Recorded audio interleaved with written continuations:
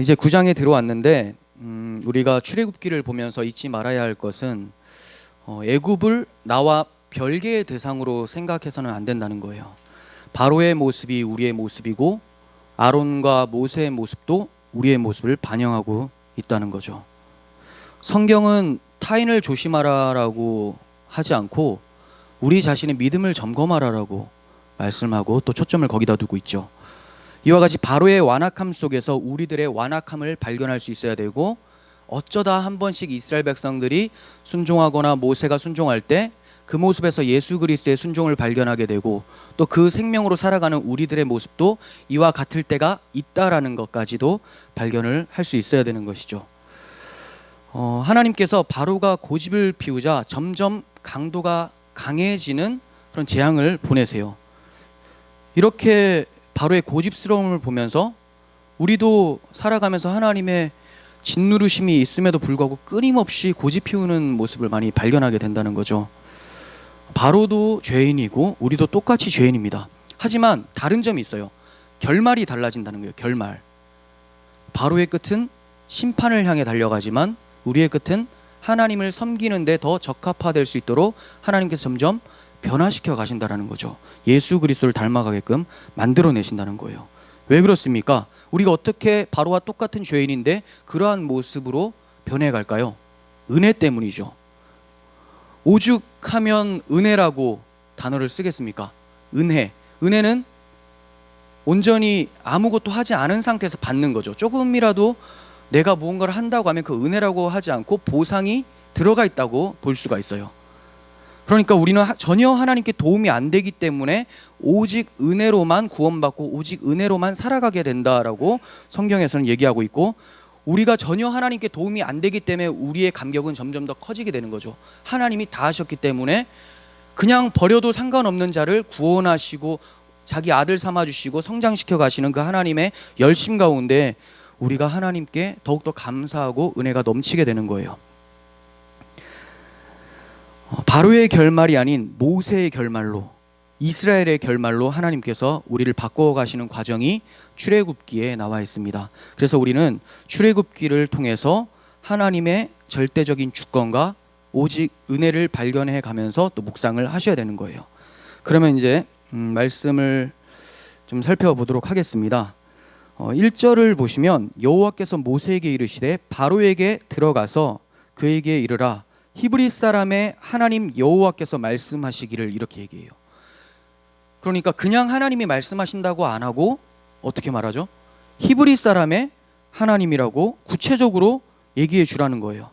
왜 그렇습니까? 하나님께서 히브리 사람들을 택하시고 그들의 하나님이 되기로 작정하셨기 때문에 그래요. 이 말은 만인 구원론이 잘못된 구원론이라는 것을 입증하게 해주죠. 하나님은 택하신 자들만 구원해내세요.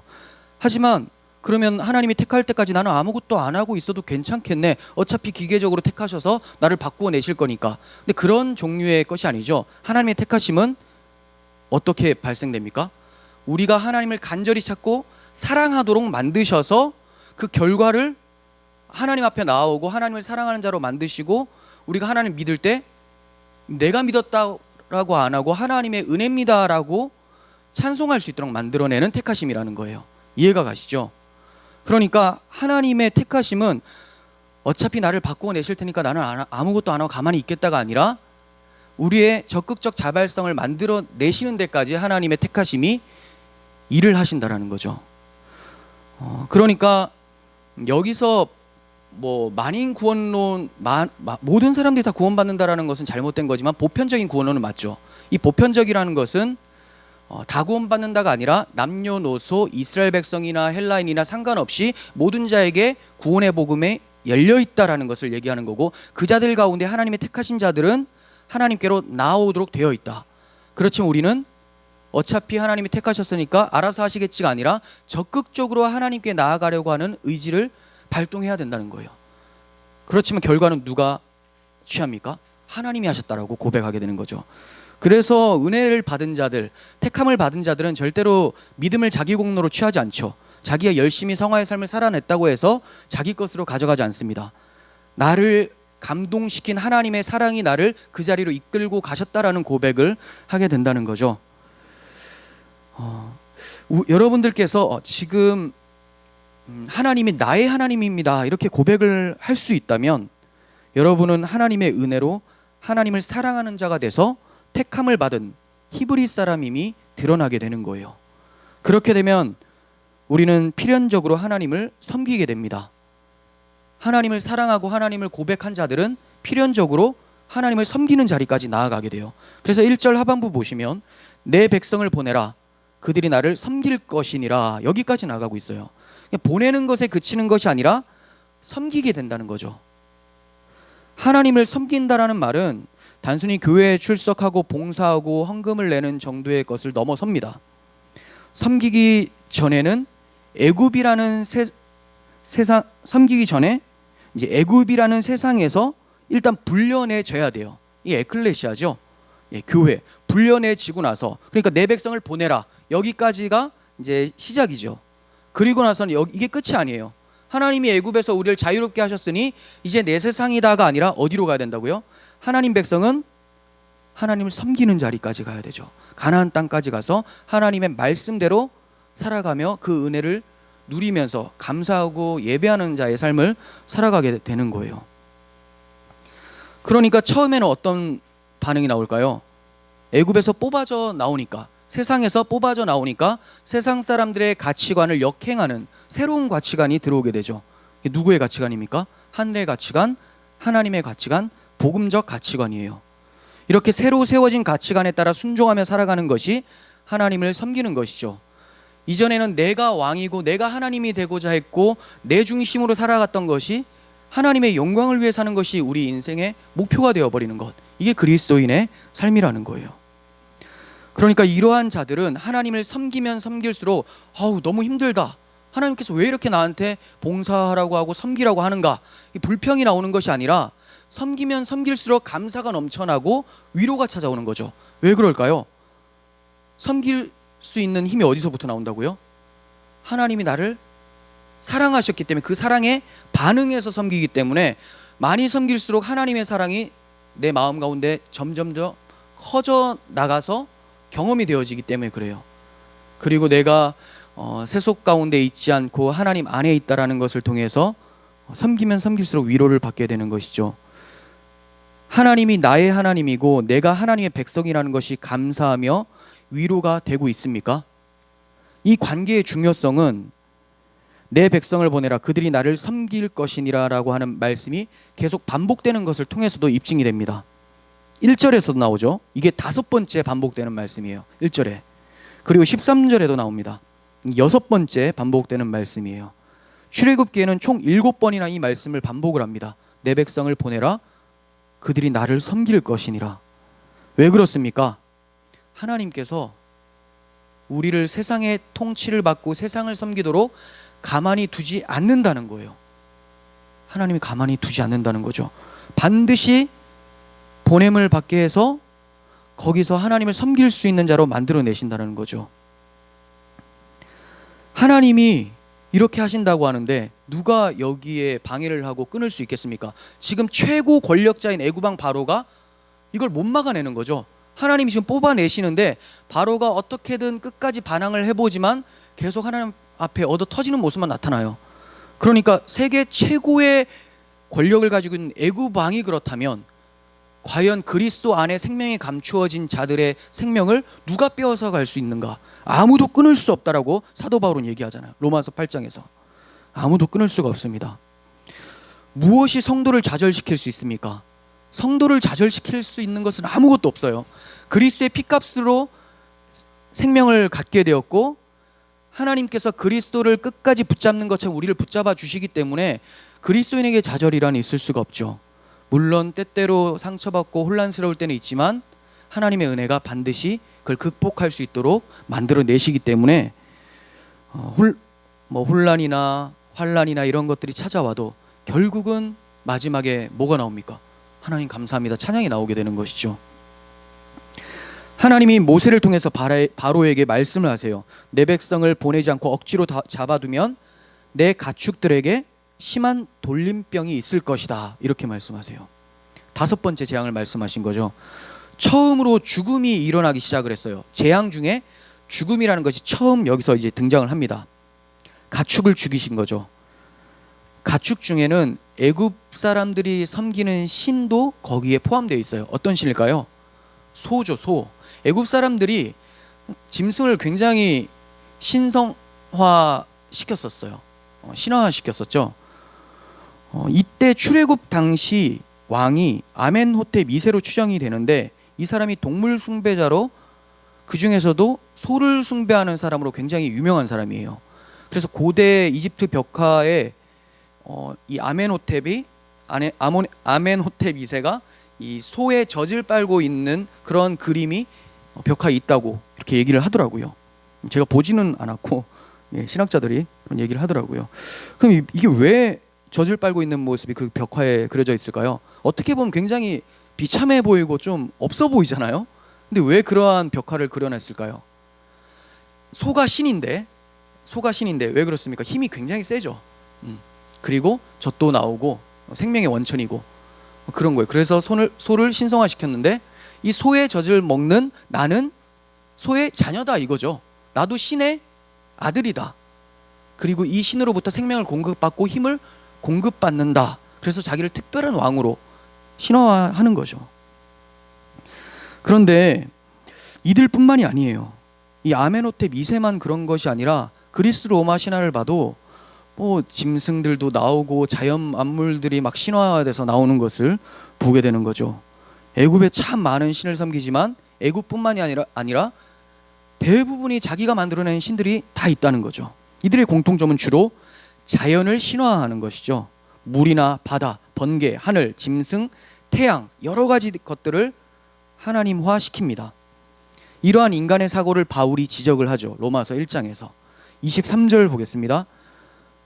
자, 프린트에 있습니다. 썩어지지 아니하는 하나님의 영광을 썩어질 사람과 새와 짐승과 기어다니는 동물 모양의 우상으로 바꾸었느니라. 그러므로 하나님께서 그들의 마음의 정욕대로 더러움에 내버려 두사 그들의 몸을 서로 욕되게 하게 하셨으니, 이는 그들이 하나님의 진리를 거짓 것으로 바꾸고 피조물을 조물주보다 더 경배하고 섬김이라. 주는 곧 영원히 찬송하실이로다. 아멘. 바울은 하나님의 영광을 썩어질 우상으로 바꾸어내는 것에 대해서 신랄하게 비판을 합니다. 그리고 오직 하나님만 찬송받을 뿐이라고 강조를 하고 있어요. 우리는 바로와 뭐가 다릅니까? 저는 짐승을 안 섬기는데요, 저는 우상 숭배 안 해요 라고 하시겠죠. 그런데 애굽인들이 왜 소를 섬겼을까? 왜 소를 섬겼을까요? 말씀드렸다시피 소가 힘이 세고 재산이기 때문에 그렇죠.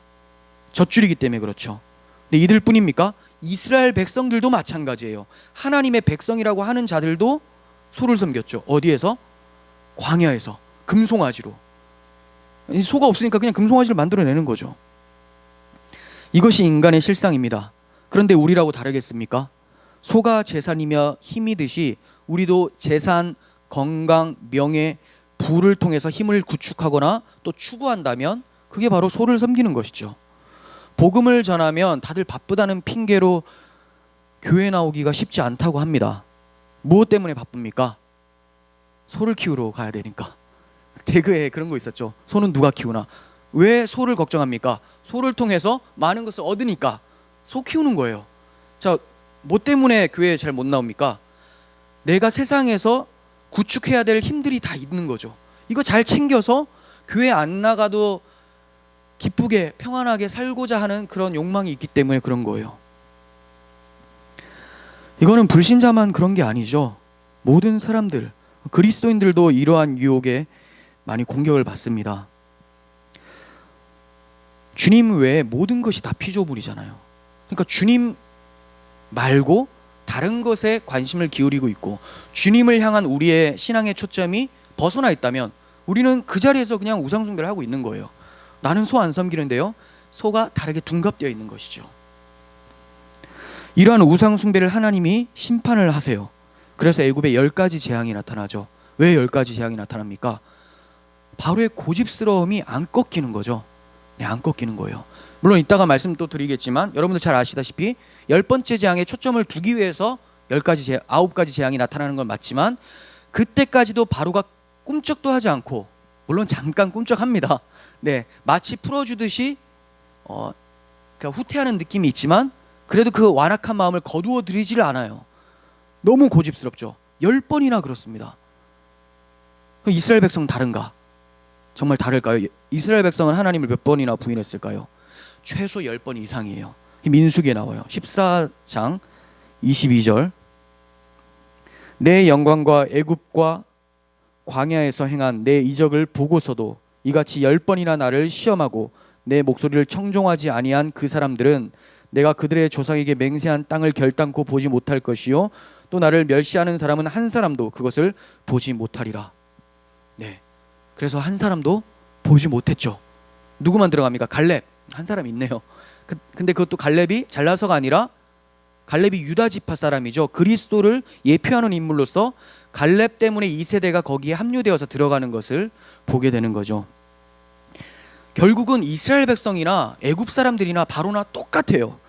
다 죄인이에요. 더하면 더했지 덜하지 않아요. 그냥 하나님께 어떻게 하면 더 반항하는데 내가 뛰어날까 이런 거 뭐 경쟁하는 것 같아요. 이스라엘 백성 절대 뒤지지 않습니다. 그래서 이스라엘이나 애굽이나 할 거 없이 모두에게 재앙이 쏟아졌던 거예요. 다 죄인이니까. 그런데 파리 재앙부터 어떻게 됩니까? 구별이 일어나죠. 이스라엘이 거주하는 고센 땅에 구별이 일어나서 그들이 재앙을 받지 않습니다. 이번에도 마찬가지예요. 이스라엘 가축은 하나도 죽지 않았다라고 해요. 여기서 하나도 죽지 않았다고 3번이나 반복해서 강조를 해요. 이뿐 아니라 우박 재앙 때는 고센 땅에만 우박이 내리지 않았어요. 이상하죠. 그러니까 우리도 길 가다가 이제 비가 오면 어디 부분부터는 분명히 같은 하늘인데 어디부터는 안 오는 데가 있잖아요. 이와 같이 하나님께서 특별하게 그 하나님의 백성 있는 곳에는 우박이 떨어지지 않았다고 해요. 여기서 우박이라는 것은 그냥 조그만 눈사리개 같은 거를 말하는 게 아니에요. 엄청 큰, 그리고 뭐가 섞여 있어요? 불이 막 섞여 있는 그런 우박들이 막 떨어지는 거죠. 마지막에 불과 유황의 그러한 모습들이 나타나죠. 그 심판들. 근데 이스라엘 백성들만 구별되어서 보호를 받은 거예요. 하지만 나일강 재앙, 개구리 재앙, 이 재앙 때에는 이스라엘도 함께 고통스러워합니다. 그리고 파리 재앙부터 보호함을 받은 거죠. 이로써 우리가 알게 되는 게 뭡니까? 하나님의 뜻이 아니면 하나님의 백성은 머리털 하나도 상하지 않는다는 거예요. 마태복음 10장 29절 보겠습니다. 참새 2마리가 한 아사리온에 팔리지 않느냐? 그러나 너희 아버지께서 허락하지 아니하시면 그 하나도 땅에 떨어지지 아니하리라. 너희에게는 머리털까지 다 세신 바 되었나니 두려워하지 말라. 너희는 많은 참새보다 귀하니라.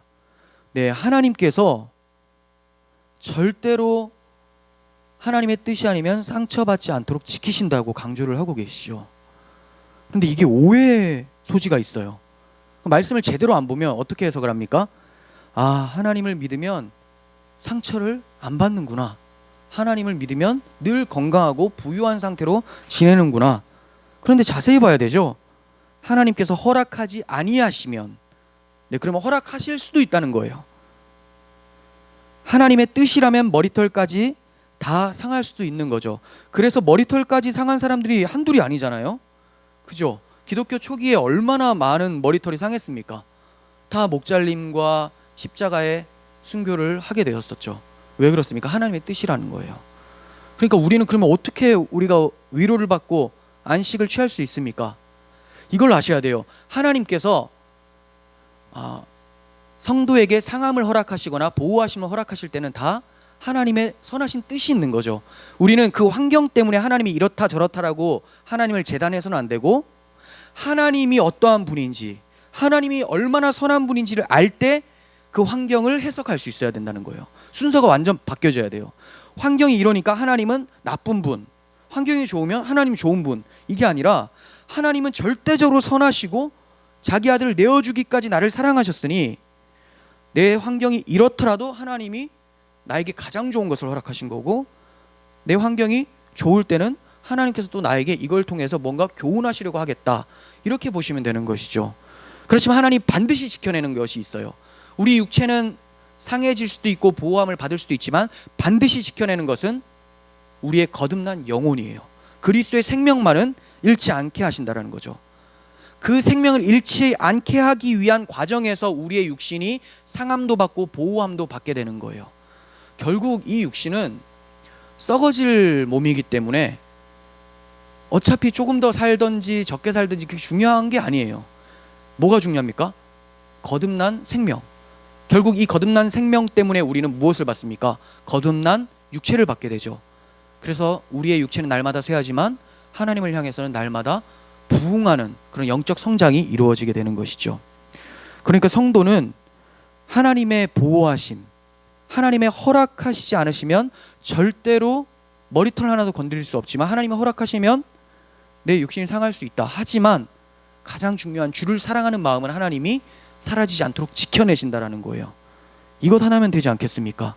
그리고 하나님이 주시면 주시는 대로 그거 누리고 살면 되지 않겠습니까? 그러니 애굽에 사는 이스라엘이 상하기도 하고 지키심을 받기도 하면서 무엇을 배웠을까요? 만사가 다 하나님의 뜻대로 움직이고 있구나. 모든 것이 다 하나님의 것이구나. 하나님이 우리를 구별해 주셨구나. 이러한 교훈들을 얻게 됐을 거예요. 즉 하나님을 알게 되고 하나님의 마음을 알게 된 거죠. 만유의 주인이신 하나님이 자신들을 구원해내시는 우리의 하나님이라는 것을 이들이 배우게 된 거예요. 이것을 재앙을 통해서 하나님이 가르쳐 주신 거죠. 그래서 바로의 마음이 완강해서 거절한 것을 모세가 어떻게 기록을 합니까? 모세가 기록할 때 바로가 완강해서 하나님을 거절했다를 이렇게 표현하죠. 여호와께서 모세에게 말씀하심과 같더라.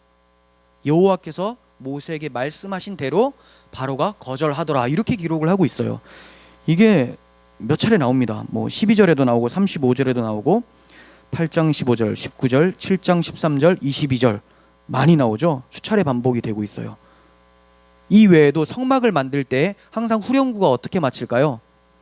여호와께서 모세에게 명령하신 대로 되더라. 이렇게 마쳐요. 여호와께서 모세에게 명령하신 대로 다 되더라. 출애굽하시기 빼내시기 전에는 하나님 말씀대로 바로가 완강하더라. 그리고 출애굽하고 나서 이스라엘 백성들이 움직이는 것이 하나님 명령대로 되더라. 이렇게 얘기하고 있죠. 모든 것이 하나님의 뜻 가운데 진행된다고 17회나 반복해서 설명이 되어지고 있습니다. 이건 모세가 회상해 보니까 다 하나님 말씀대로 움직여졌다라는 거예요.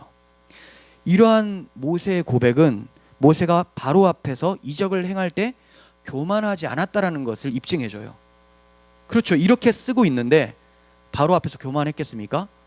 근데 교만할 수 있는 가능성이 굉장히 다분하죠. 왜 그럴까요? 최고 권력자 애굽왕 바로가 바로 앞에서 모세가 한마디만 하면 그냥 지팡이만 내밀면 다 박살이 나는 거예요. 무슨 생각이 들까요? 와, 내가 이런 능력이 있구나. 충분히 이럴 수 있어요. 그래서 무슨 기도를 했는데 뭐가 이루어지고 하면 마치 자기에게 무슨 특별한 이거는 이제 좀 비아냥거리는 거니까 영빨이 있다고 생각하는 것처럼 그 단어를 되게 안 좋아하는데 그렇게 생각하면서 자기한테 돈 가지고 오라고 하는 거잖아요. 왜 그래요? 기도의 능력이 자기로부터 나온다고 생각을 하는 거죠. 그렇지가 않습니다. 모세는 철저하게 하나님의 말씀대로 똑같이 진행이 되더라. 이렇게 얘기를 하고 있어요. 착각해서 교만해질 수도 있지만 하나님의 말씀대로 움직이는 것을 경험하고 나서 교만해질 수가 없는 상태가 바로 모세의 상태였어요. 모세가 겸손케 된 것은 기계적으로 된 게 아니에요. 가만히 있으니까 겸손하게 됐다? 그렇지 않죠. 하나님은 겸손을 가르치실 때 먼저 순종을 요구하세요. 하나님이 우리를 겸손하게 훈련시켜 가실 때 순종을 요구하신다는 거예요. 왜 그런가? 모세가 바로 왕 앞에 서지 않았더라면, 순종하지 않고 나아가지 않았더라면 여전히 미디안 광야에서 도망자 신세로 양이나 치고 있었을 거예요. 하지만 하나님 말씀을 의지해서 나아갔을 때 하나님의 주되심을 보게 되고 하나님의 역사대로 움직인다라는 것을 보게 되고 그 앞에서 자신은 아무것도 아니라는 것을 발견하게 되는 거죠. 그러니까 모세가 아무것도 안 했을 때, 순종하지 하고 나아가지 않았을 때는 겸손해질 것도 없어요. 그냥 양측이에요. 이러한 모습은 겸손이라고 하지 않습니다. 그냥 자기의 상태를 세상적으로 봤을 때 참 비참한 상태구나 이렇게 아는 거지, 성경이 말하는 겸손은 뭡니까? 하나님을 알고 나니까 그 하나님 앞에서 내가 아무것도 아닌 것을 알게 되더라. 이게 성경적 겸손이잖아요. 이걸 다른 말로 하나님을 경외하다 이렇게 표현하죠. 성경적 겸손, 하나님 경외. 그리고 이 경외함은 또다시 순종으로 나아가게 돼요. 그러니까 순종했더니 경외함이 생기고, 경외함이 생기니 또 순종하게 되고, 이렇게 하나님께서는 유기적으로 반복적으로 사람을 훈련해 가시는 것이죠. 그래서 신앙의 성숙과 하나님의 일하심이 이처럼 유기적으로 일을 하게 된다는 것을 우리는 보게 됩니다. 모세는 하나님 말씀하심과 같더라 하고 기록을 하면서 말씀으로 천지를 지으신 하나님의 말씀의 능력이 어떠한지를 설명을 하고 있어요. 이 말씀의 능력은 하나님 뜻대로 이루어지는 능력이 있죠. 그런데 이 말씀이 우리에게도 나타났어요. 어떻게 나타났습니까? 말씀이 육신이 되어 우리 가운데 거하심에, 우리가 그의 영광을 보니 아버지의 독생자의 영광이요 은혜와 진리가 충만하더라. 말씀이신 예수 그리스도께서 우리 가운데 거하시고, 그분이 십자가에서 죽으심으로 성령이 우리 가운데 오셔서 이제 그 예수 그리스도라는 생명의 말씀이 우리 가운데 계시게 됐잖아요. 그럼 이 예수를 마음에 담고 사는 사람들은 당연히 하나님 말씀대로 살아갈 수밖에 없겠죠. 이게 바로 하나님의 능력이에요. 말씀의 능력이에요.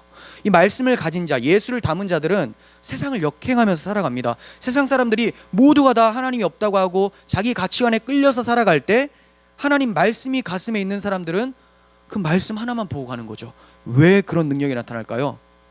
세상의 모든 것보다 하나님이 크시다라는 걸 아니까. 이게 말씀의 능력이죠. 그래서 신앙인들은 타협하지 않습니다. 하나님을 본 자는 타협할 수 없다라는 것을 알기 때문에 그래요. 내가 무슨 굉장한 결단력이 있어서 꼭 참아내는 것이 아니라, 진짜 큰 것을 본 사람은 작은 것들이 모조품으로 막 모방을 하고 그래도 진짜 큰 것 앞에서 저게 아무것도 아니라는 것을 알기 때문에 자연스럽게 이기게 되는 것이죠. 그게 복음의 능력이에요.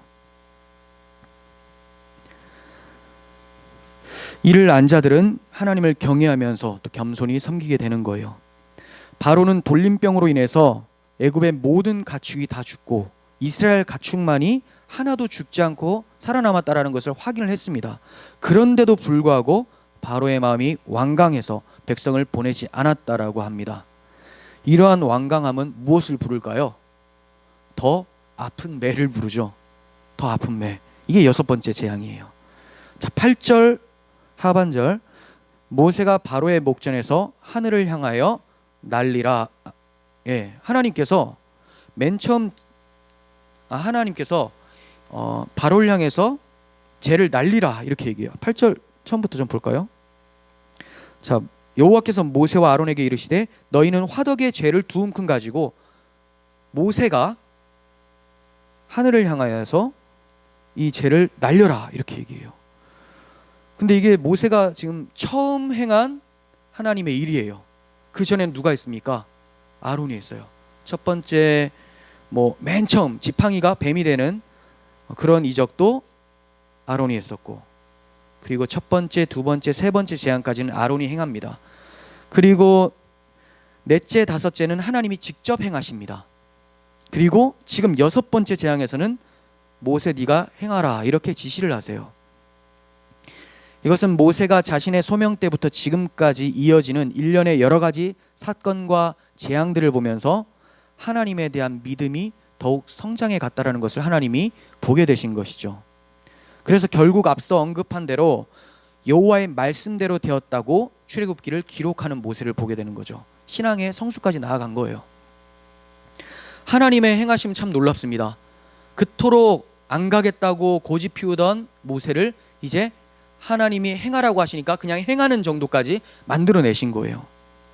하나님은 자신의 일을 진행시키시면서 동시에 자신의 사람들을 성장시켜 나가십니다. 그러니까 내가 지금 모자라다고 해서 하나님의 일하심이 방해되는 것도 아니고, 하나님이 직접 일을 하시거나 다른 사람을 통해서 하신다고 해서 나의 신앙이 정체되는 것은 아니에요. 하나님은 어떻게든 하나님의 백성을 훈련해 나가시는 것이죠. 놀랍죠. 나는 아무것도 안 한 것 같은데 하나님이 행하시는 걸 보면서 성장하게 되고, 또 그걸 봤으니까 내가 행할 때 또 하나님의 일하심이 진행되고 나는 또 성장하게 되고, 계속해서 반복적으로 유기적으로 하나님의 일을 진행하시면서 당신의 백성을 성장시켜 가시는 거죠. 하나님은 단순히 애굽에서 뽑아내는 출애굽만을 목적하신 게 아니잖아요. 하나님을 섬기는 하나님의 백성 만드는 것이 하나님의 목적이기 때문에 하나님이 단순히 애굽의 재앙을 내려서 한 방에 없애지를 않으시는 거예요. 여러 가지 일련의 사건들을 통해서 바로에게는 하나님이 누군지를 보여주게 하시고, 또 자기 백성들에게는 하나님이 어떠한 분이신데 자기를 위해 무슨 일을 행하셨는지를 보게 하셔서 하나님을 더욱 사랑하고 경외할 수 있도록 만들어내시는 것이죠.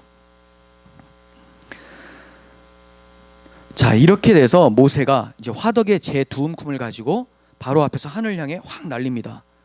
그 재들은 애굽의 티끌이 되어서 애굽 온 땅의 사람과 짐승에게 달라붙어서 악성 종기가 생겨나기 시작을 했어요. 이게 6번째 재앙입니다. 여기서 화덕은 풀무를 얘기를 하는 거예요. 불가마 같은 거. 네. 어떤 불가마인지는 뭐 확실치 않지만 어떤 신학자는 우상 숭배를 할 때 사용했었던 제단이다 이렇게 해석하기도 합니다. 그렇게 본다면 하나님께서는 이들이 섬기는 신에게 돌린 그들의 정성의 흔적을 가지고 무엇을 만들었어요? 티끌같이 만들어 놓고 그들을 괴롭히는 악성 종기로 바꾸어 버리신 거죠. 그들이 열심히 우상을 섬기고 이 우상을 통해서 뭔가를 얻어낼 수 있을 거라고 생각했는데 무엇을 얻어냈습니까? 악성 종기를 얻어냈다는 거죠. 이번에는 짐승뿐만이 아니라 사람에게까지 직접적으로 영향을 미쳤습니다. 이제 재앙의 영향력은 바로와 애굽인들의 목숨에 점점 가까이 다가가게 됐어요. 애굽의 목숨은 마지막 6월절 재앙에서 완전히 박살이 나게 되죠. 하나님이 점점 강도를 더해 가시는 거예요. 지금까지 하나님의 이 재앙들을 흉내내려고 했었던 애굽의 요술사들, 그들은 이제 어떻게 됐을까요? 그들 또한 악성 종기에 괴로워했다 이렇게 표현을 하고 있습니다. 이 고대 사회에서 마술사들은 그냥 단지 마술만 부리는 게 아니에요. 병든 자들이 있으면 거기 가서 또 치료도 하고 뭐 이상한 일들 막 펼칩니다. 그런데 지금 뭐예요? 자기의 몸은 못 고치는 거죠. 왜 그렇습니까? 하나님이 허락치 않으면 흉내도 못 내요. 그래서 이 재앙 때 이들이 뭐라고 얘기하죠? 이는 하나님의 권능이다라고 하고 하나님의 권능을 봤어요. 거기에서 완전 주눅이 들었죠. 근데 이번 재앙에서는 그 권능이 자기들에게 미친 것을 보고 괴로워하고 있습니다. 이 정도 됐으면 바로가 항복을 해야 되잖아요. 그렇지가 않아요. 자기가 믿는 구석이 다 사라진 것 같은데, 요술사들도 다 납작 엎드려졌는데 바로만이 계속 완강해요. 악한 종기가 났는데 악한 종기보다 더 독종이 바로 바로의 마음이죠. 이 바로를 통해서 우리의 악한 마음이 또 드러나게 되는 거죠. 사람은 정말 독종 같아요. 하나님이 그렇게 얘기를 하셔도 어떻게든 바꾸어내려고 해도 끝까지 고집을 피우죠. 이러한 모습이 창세기에 누구에게 잘 나타나죠? 야곱. 오죽하면 환도뼈를 쳐서 다리를 절게 만들으셨겠습니까? 고집스러움이 대단해요. 하나님도 이기지 못할 정도로 쳐서 아예 죽이지 않으면, 새롭게 만들어내지 않으면 이가 순종을 안 하니까. 네, 독종입니다. 우리들의 모습. 그렇지만 하나님의 은혜로 우리가 독종이 아니라 순종으로 나아갈 수 있었으면 좋겠습니다. 그런데 바로의 반항에 대해서 모세가 이번에는 좀 다르게 설명을 합니다. 12절. 그러나 여호와께서 바로의 마음을 완악하게 하셨으므로 그들의 말을 듣지 아니하였으니 여호와께서 모세에게 말씀하심과 같더라. 이상한 표현이 나오죠. 바로가 지금까지 거절한 것으로 보고 있었는데 왜 이번에는 하나님이 바로의 마음을 완악하게 만드셨다고 표현을 하고 있을까? 이거 지난번에 설명을 해드렸지만 다시 한번 말씀을 드리겠습니다. 이러한 표현이 출애굽기에 9차례나 사용이 되어져요. 9차례. 많죠. 다 불러드릴 수는 없고 여러 차례 보게 되는데, 이건 악한 그대로 내버려 둔 거예요. 모세가 원래 착한데 하나님께서 등 떠밀어 가지고 악하게 만드신 것이 아니라 원래 악해요. 원래 모든 인간은 하나님께 반항하는 것이 본성이죠. 그 본성 그대로 내버려 두는 것이 하나님께서 하셨다라고 표현을 하고 있는 거예요. 왜 그렇습니까? 모든 것이 하나님 손 밖에서 일어나는 일이 없으니까. 하나님의 절대 주권을 강조하고 바로의 악함을 드러내기 위해서 이러한 표현을 쓰고 있는 거예요. 이거는 바로뿐만이 아니라 모든 인간들이 다 그래요. 이스라엘까지도 포함이 됩니다. 예레미야 22장 21절. 네, 제 카톡에 있는 말씀인데 배경으로 너무 가슴을 찔러서 써넣었는데 여러분도 한번 보시길 바랍니다. 내가 평안할 때 내가 내게 말하였으나 내 말이 나는 듣지 아니하리라 하였나니 내가 어려서부터 내 목소리 청종하지 아니함이 내 습관이라. 네, 습관이 어떻게 돼 있다고요? 하나님 말씀 안 듣는 데는 거의 1등 공신들이에요. 최고예요. 근데 뭐에는 굉장히 둔감합니까? 순종에는 또 둔감하죠. 그러니까 우리는 순종치 않는 것에 대해서 놀라워할 것이 아니라 순종치 않는 것이 정말 자연스러운 현상이고 모든 악인의 길이 다 그렇다는 것이고, 오히려 순종하게 될 때 무엇을 발견하게 됩니까? 하나님이 가만히 내버려 두지 않으셨구나. 내 삶에 하나님의 손이 개입하셨구나. 이걸 발견하게 되면서 하니까 하나님 나 이제 잘했죠. 이제 상 주세요. 이렇게 말하는 것이 아니라 맨날 반항만 하는 내가 어떻게 순종하게 됐습니까? 하나님의 은혜입니다. 이래서 하나님께 더 순종하게 되는 거예요. 더 감사하게. 이게 복음의 원리죠. 하나님의 은혜를 아니까 더 하게 되고 계속해서 더 순종하게 되고 이렇게 나아가게 되는 거예요. 본성적으로 하나님을 미워하는 모든 인간이 하나님께 순종하게 되는 것이 바로 은혜예요. 기적적인 일은 우리가 순종하는 것입니다. 바로는 본성적으로 하나님 말씀을 듣지 않는 데 익숙했고 그 익숙한 대로 행한 것을 하나님이 내버려 두셨다라고 표현하고 있죠. 하나님은 내 백성을 보내라라고 말씀을 하시면서 그러면 왜 굳이 바로의 마음을 완악하게 내버려 두셨을까요? 내 백성을 보내라라고 하셨으면 빨리 보내시면 될 텐데 바로의 마음을 완악하게 하셔서 이걸 늦추신다는 거죠. 왜 그러셨을까? 좀 전에도 잠시 말씀드렸지만 하나님의 목적은 출애굽 자체가 아니에요. 출애굽에서 하나님을 섬기는 데 있습니다. 출애굽은 그냥 과정일 뿐이에요. 어떤 사람들은 하나님 믿으면 이제 천국 가니까 내가 구원받는 것이 목적이 아닌가 이렇게 생각을 합니다. 그렇지만 구원이 우리의 목적이 아니죠. 구원은 뭐예요? 과정이죠. 하나님을 섬기는 데 있어서 과정에 구원이 필요한 거예요. 그러니까 그분들이 말씀하시는 그런 구원은 성경적 구원이 아니에요. 정말 구원은 뭐냐? 기쁜 마음으로 자유롭게 하나님을 섬기는 그 상태, 하나님 말씀을 순종하는 것이 나의 기쁨으로 찾아오는 그 상태가 구원이죠. 그래서 천국은 구원의 삶이 계속 펼쳐지는 것이죠. 하나님 말씀대로 순종하며 사는 삶이니까 우리는 여기서 그것을 훈련해 가는 거죠. 비록 다 순종할 수는 없어도 하나님의 사랑을 알아가는 만큼 계속해서 순종해 가는 것, 이것이 천국을 문득 경험해 가는 것이라고 볼 수가 있습니다. 그러니까 천국을 다른 데서 찾으시는 것이 아니라 천국을 경험하고 싶다면 주님 말씀에 순종해 보십시오. 거기서 발견하게 되죠. 내가 어떻게 순종하게 됐지? 기적이 일어났다. 하나님이 내 삶에 역사하셨다. 이걸 발견하게 된 자들은 그 삶이 천국과 같이 기쁨이 넘치게 되는 거예요.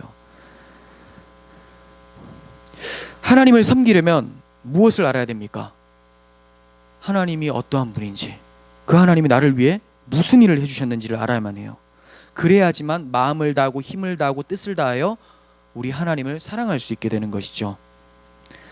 그래서 하나님께서는 자기 백성이 이것을 알게 하기 위해서 여러 가지 재앙을 통해서 교훈하고 계시는 거예요.